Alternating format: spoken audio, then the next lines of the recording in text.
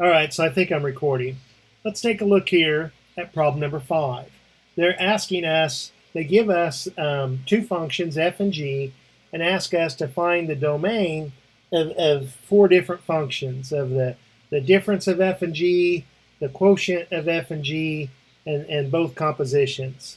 So we know that we're going to have to find the domain of f and the domain of g to use those, and that we actually don't have to find the expression for f minus g itself, this new function. We don't have to find any of these new functions. We can use the domains of f and the domain of g to find the domain of these new functions that we haven't even constructed yet. All right, so what is the domain of f? Well, it's the set of all real numbers, excluding any values that cause division by 0. I don't have to worry about that, but I do have to worry about taking the square root of negative numbers. If x were too big, if I take too much away from 12, it'll become negative.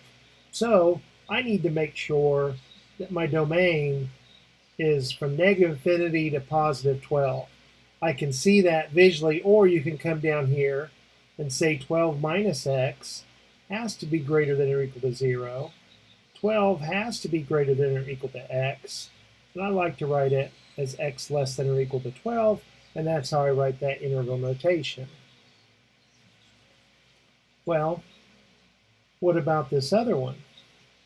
X plus 1 can't be negative, so if x were too negative, then the addition is negative. So I know that the domain of g has to be from negative 1 to positive infinity, because this x plus 1 has to be 0 or positive. Subtract 1 from each side. X has to be greater than or equal to negative 1.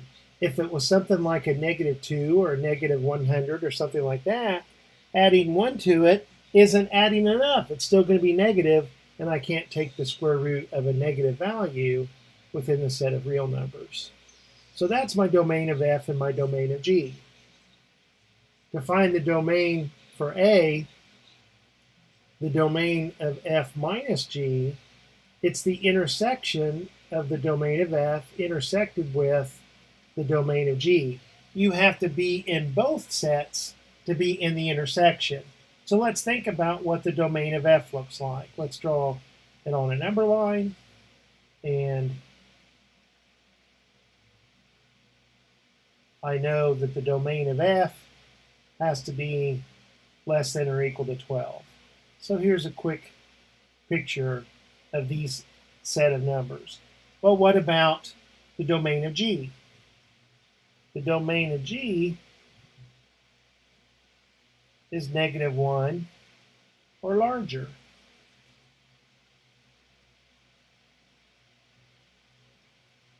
So you can see that negative 1 is a member of both sets. You can see that 12 is a member of both sets.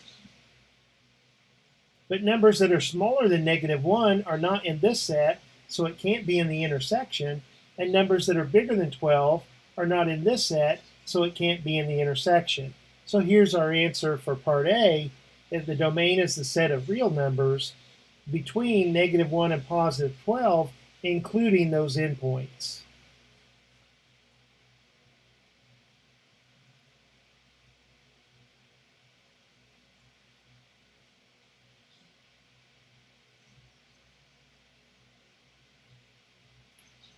Now, my domain for B, it may be the same as the domain for A, with the added restriction. The only thing I have extra to consider is I have to make sure that g of x is not equal to 0. Okay, so what is g of x? G of x is the square root of x plus 1. If it were allowed to equal 0, then if I square both sides and subtract 1, this has a solution of negative 1. This is telling us that g evaluated at negative 1 is equal to 0. We do not want that to happen. We do not want the output of g to be 0, so therefore we do not want x to be negative 1. We can't allow negative 1 to be in the domain. So it's x equals not equal to -1 intersected with from -1 to +12. Well, to be in the intersection, you have to be in both sets. -1 is not in both sets. The domain for part B, the domain of f over g, is the same answer excluding -1. Because -1 causes division by 0, and we can't allow that. All right, so now let's consider this composition. G composed with f. Function compositions can be thought of like an assembly line. The first function that is applied is f. It's the second one in the list. That takes a little bit of getting used to. The output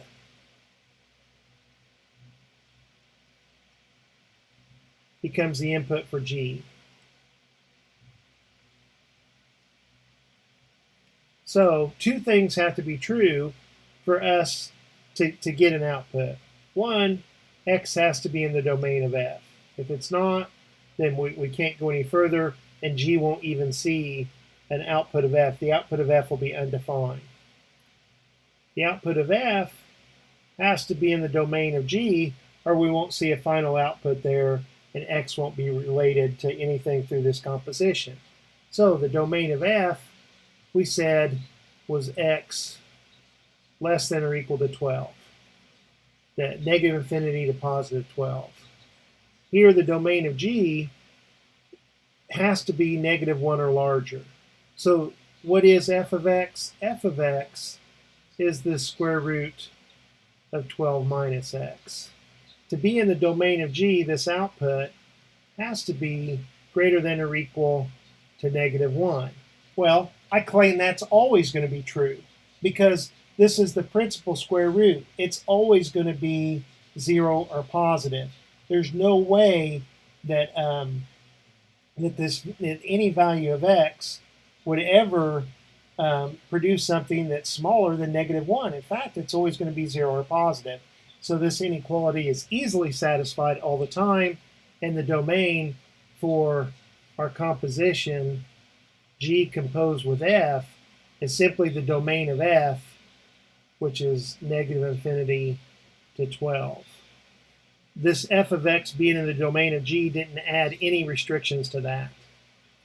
All right.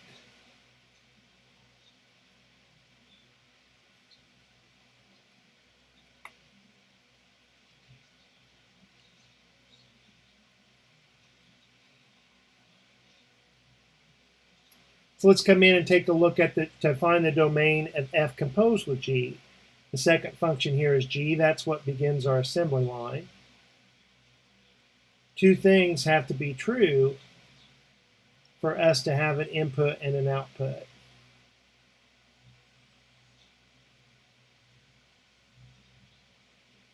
First, x has to be in the domain of G. Otherwise, there'd be no output of G to be as input, to serve as input for f.